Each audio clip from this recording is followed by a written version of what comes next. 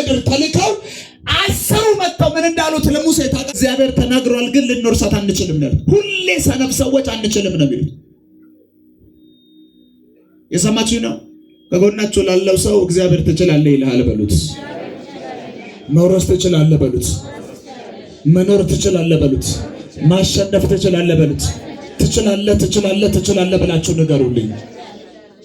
አጨብጨቡ ለጌታ ክብር። ስለዚህ ለሙሴ መጡና እኛ ያየናት ምድር ከባድ ናት ያሉት። መጥፎ ምድር ናት፣ ሰውን ምትበላ ናት፣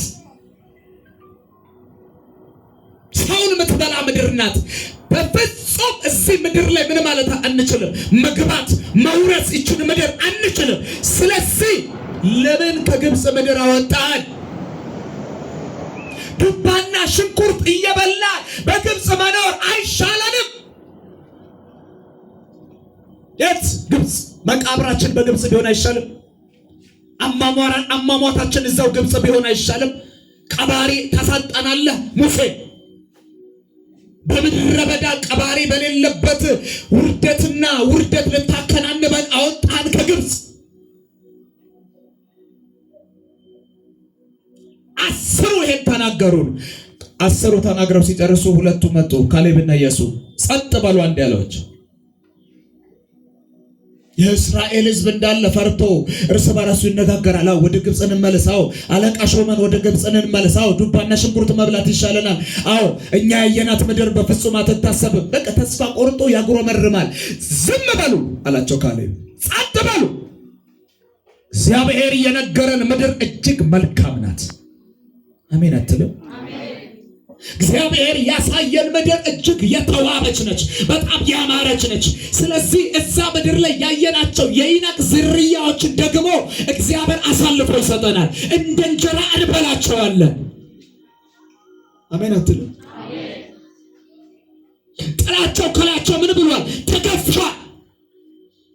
ስለዚህ ማሸነፍ እንችላለን። እንውጣና እንውረስ። አያችሁ፣ የእምነት ሰዎች ሁሌ ንግግራቸው ይሄ ነው። አሸናፊ ሰዎች ሁሌም ንግግራቸው እናሸንፋለን። ተሸናፊ ሰዎች ደግሞ ሁሌም እንዋጣለን ነው፣ እንከስራለን ነው። ቢዝነስ ስትሏቸው ወይ እኔ ከስራለሁ ባለፈው ዓመት ከስሬያለሁ ይሏቸዋል። እንደዛ አይነት ጓደኛ ካላችሁ ፈጥናችሁ መለየት ነው።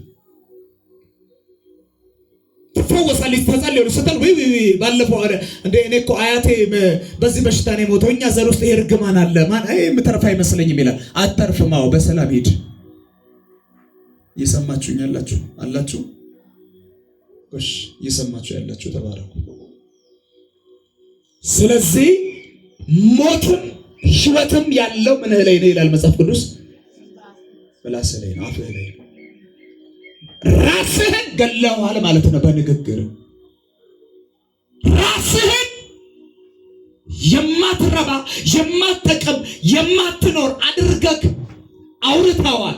ከዚህ ውጭ መኖር አትችልም፣ መሆን አትችልም ማለት ነው። በኢየሱስ ስም እርግማን ከላያችሁ ላይ ተሰበረ። አሜን በላይ ተሰበረ፣ ተሰበረ፣ ተሰበረ በኢየሱስ ስም።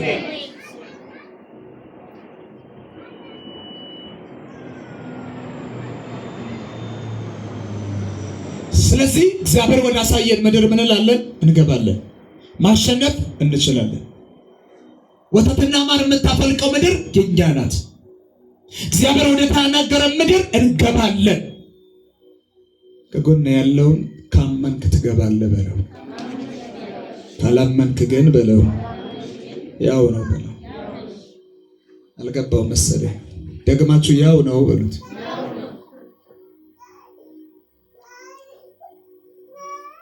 ካመንክ ምን ትላለህ? ትገባለህ። አያችሁ፣ ሁለቱን ብላቴኖች ሲገቡ አስሩ ሊገቡ አልቻሉም። በምድረ በዳ ቀሩ ነው የሚለው። እግዚአብሔር ተናግሮም ለካ የማይፈጸም ነገር አለ። አዎ እግዚአብሔር ተናግሮም ለካ ያሰብነው ቦታ አለመድረስ አለ። አዎ ተናግሯል፣ ላትደርስ ትችላለህ። ትልቅ ቦታ ትደርሻለሽ፣ ትልቅ ቦታ ደርስሻለሁ፣ አበዛሻለሁ፣ አሰፋሻለሁ፣ አወርስሻለሁ ተብለሽ ልትወረሽም ትችያለሽ። ለምን? የተነገረውን ቃል በእምነት ተቀብለህ ስላልጠበቅከው አይሰራልህ። ከኔ ጋር ሆኑ ፕሊዝ። መጽሐፍ ሲናገር የሰሙት ቃል ከሰሚዎቹ ጋር በእምነት ስላልተዋሃደ ምን አላላቸው? አልጠቀማቸው። የሚያስገባው ለካ የሰማነው ቃል ያደመጥነው ትንቢት ምን ስንለው ነው? በእምነት ስናዋሁደው ነው። ምን ቢለው የሚያስገባ እግዚአብሔር ተናግሮ በምድረ በዳ ቀሩ። አዎ ትንቢቱ አልተፈጸመም። አዎ እስራኤል እኮ በነገራችን ላይ ትገቢያለሽ፣ ወተትና ማር የምታፈሰው ምድር ትገቢያለሽ፣ ማርም ትበያለሽ፣ ወተትም ትጠጫለሽ ተብላለች። ግን አልበላችም፣ አልጠጣችም። ምንድነው ብለህ ስትጠይቅ ጳውሎስ ዕብራውያን መጽሐፍ ላይ እንደዚህ ብሎታል። ባለማመናቸው። ምን ባለማለታቸው? ባለማመናቸው ቀሩ ነው። ስለዚህ ለመድረስ እምነት የሚባል ነገር ያስፈልጋል። አሜን አትለኝም? ለመግባት እምነት የሚባል ነገር ያስፈልጋል። ለመውረስ እምነት የሚባል ነገር ያስፈልጋል። ለመዳንም እምነት የሚባል ነገር ያስፈልጋል። ለእምነት አጨብጭቡ። ጭብጨባችሁ ደስ አይልም? ብቻ ይበል። በስነ ስርዓት አጨብጭቡ። ከጎን ያለውን ወንድሜ በለው፣ ዘመን እንዳይበላ እመክርሃለሁ በሉት። ጻድቅ በእምነት ነው የሚኖረው፣ በእምነት ኑሩ በሉት። አረፍተ ነገሩን አስረዘምኩት መሰለኝ። ጻድቅ የሚኖረው በሉት በእምነት ነው በሉት። በግምት አይደለም በሉት።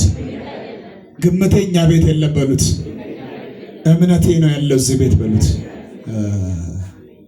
ለእምነት አጨብጭቡ። እኔ ግን ዛሬ አንድ ትንቢትና አንድ ጸሎት ጸልይላችኋለሁ። እግዚአብሔር ያለላችሁን ታያላችሁ። የሆነ ሰው አሜን አይልም? እዚህ ሰፈር ሰላም ነው? እስቲ በደንብ አሜን በሉ።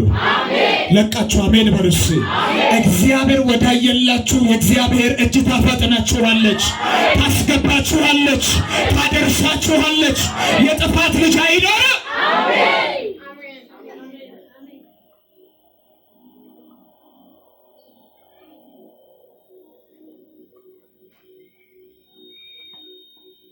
በጣም የሚገርመው ነገር ረዓብ ምትባል መጽሐፍ ቅዱስ ውስጥ አንድ ሴት አለች።